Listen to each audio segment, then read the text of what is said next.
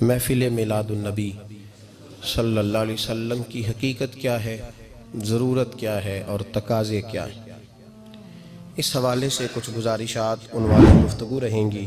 دعا ہے اللہ تبارک و تعالی اپنی ناراضگی والے جملے سے محفوظ فرمائے، اپنی رضا والی بات کرنے کی توفیق عطا فرمائے۔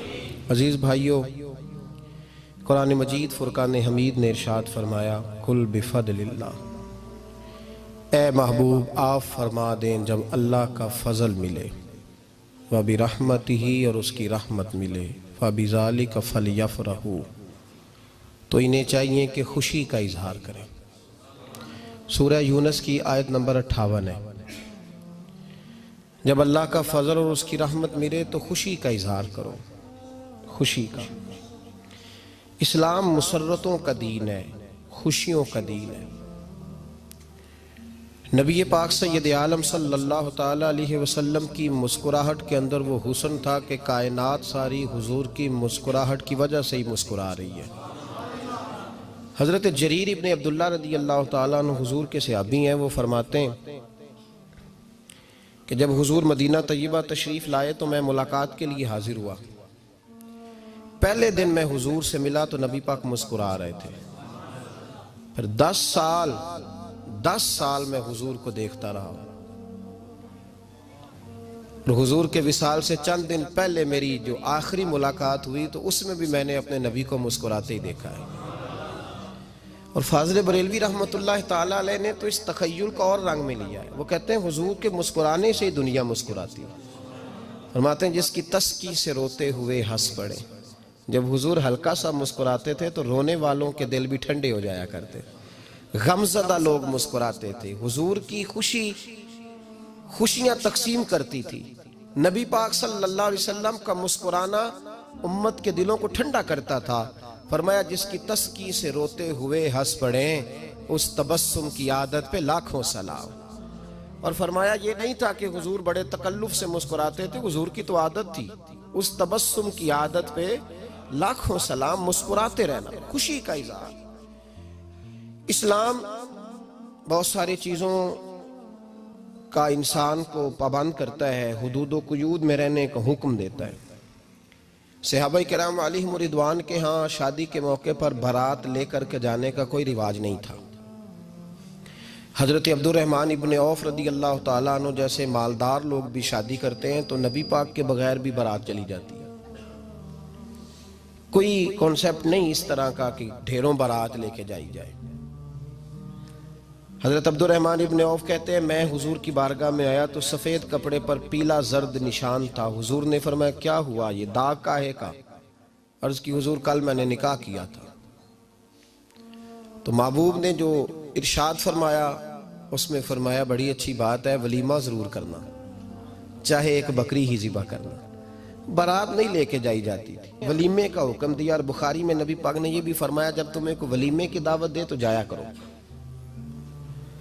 اچھا، اب شادی کے موقع پر جو بارات لے کے جائی جاتی ہے تو اگرچہ حضور کی سنت نہیں، لیکن اسے ہم حرام نہیں کہتے، اسے ہم ناجائز نہیں کہتے۔ ہم نہیں کہتے کہ یہ تو نے غلط کیا، اگرچہ لے جانا حضور سے ثابت اس مروجہ انداز میں ثابت نہیں، اس طرح ہمارے ہاں جاتے ہیں، لیکن ہم پھر بھی اسے ناجائز۔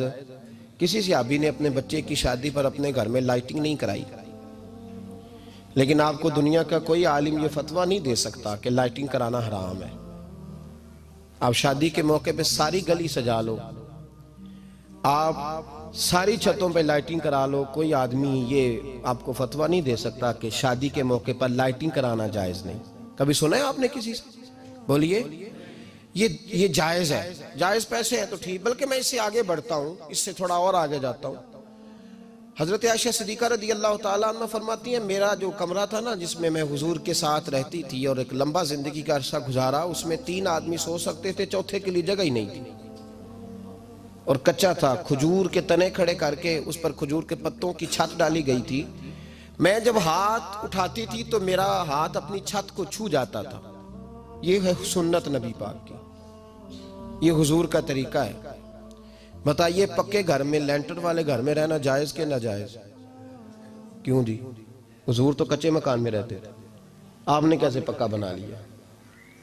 اللہ کی محبوب علی دین کو اس کی اصل بات میں سمجھیں. آپ ایسا نہ کریں جس میں انتشار اور امت تقسیم ہو. اس کا اصل مزاج دیکھیں.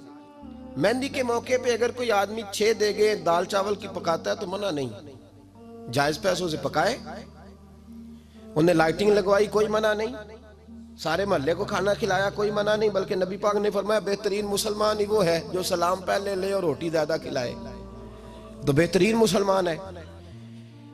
ناجائز کیا ہے؟ ناجائز ہے شادی کے موقع پر بینڈ باجا بجانا، اس میں رقص کرنا، اس میں بھنگڑے ڈالنا، عورتوں مردوں کا اختلاط ہونا، عورتوں کی مووی بنانا، یہ چیزیں ناجائز ہیں. تو جو ناجائز ہے اس پہ پابندی لگائی جائے گی. جو جائز ہے اس کے بارے میں یہ کہا جائے گا کہ بھائی احتیاط کی جائے، سنت کی طرف دیکھا جائے تو بہتر یہی ہے. لیکن اگر کوئی کسی آدمی کے پاس جائز پیسے ہوں، وہ 100 کنال کے گھر میں رہے، اگرچہ سنت یہ نہیں، پر یہ تو کوئی فتویٰ نہیں نہ دے سکتا کہ حرام ہے تیرا 100 کنال کے گھر میں رہنا. کہ ہے فتویٰ کہیں آپ نے سنا؟ تو ہمارے ہاں تکلیف کا معاملہ یہ ہے. دیکھیں میرے بھائی، کسی بھی صحابی نے، بڑے درد کے ساتھ بات کر رہا ہوں اور یہ میرا درد ہے، میں درد سے اپنے دل کو، اپنے ایمان کو حاضر ناظر کہہ کے بات کر رہا ہوں. امت بٹ جاتی ہے ہر موقع پہ یار، ہر جگہ ہی تقسیم ہو رہی ہے امت مسلمہ.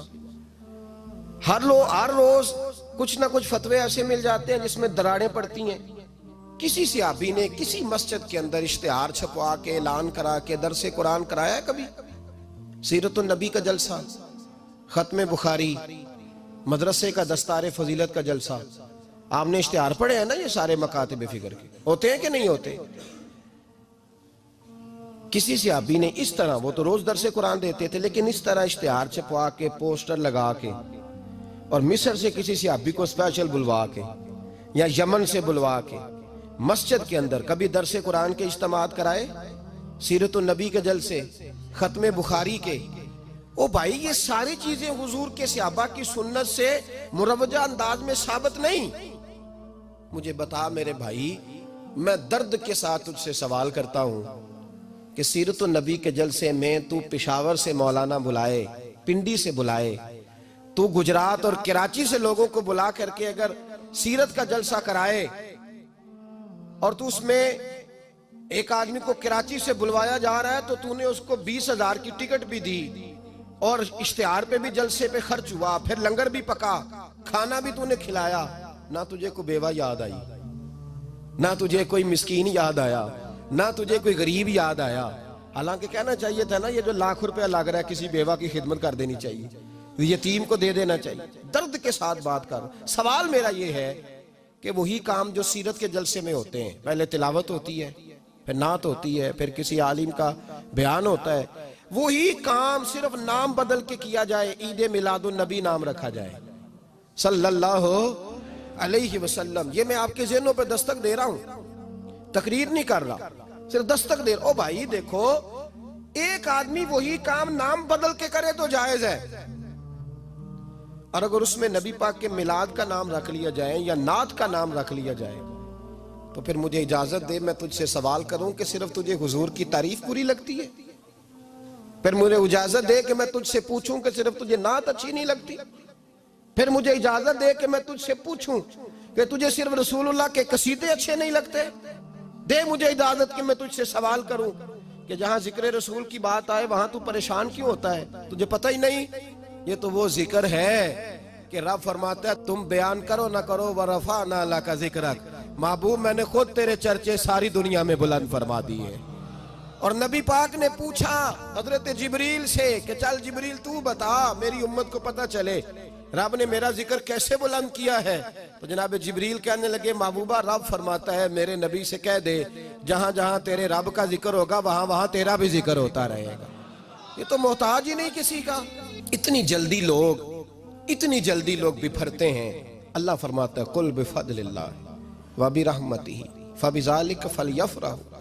محبوب ان سے کہہ دو جب اللہ کا فضل ملے، جب اللہ کی رحمت ملے تو خوشی مناؤ. تیرا نہیں مجھے پتا، مجھے تیرا نہیں پتا، لیکن مجھ سے اگر تو پوچھے تو کائنات میں رب کا سب سے بڑا فضل بھی محمد مصطفیٰ ہی ہے، اور سب سے بڑی رحمت بھی محمد مصطفیٰ ہی ہے۔ وہ دو عالم کی رحمت تھے، وہ جہاں چاہتے وہیں رہتے، یہ تو ان کی مہربانی ہے کہ یہ عالم پسند آیا۔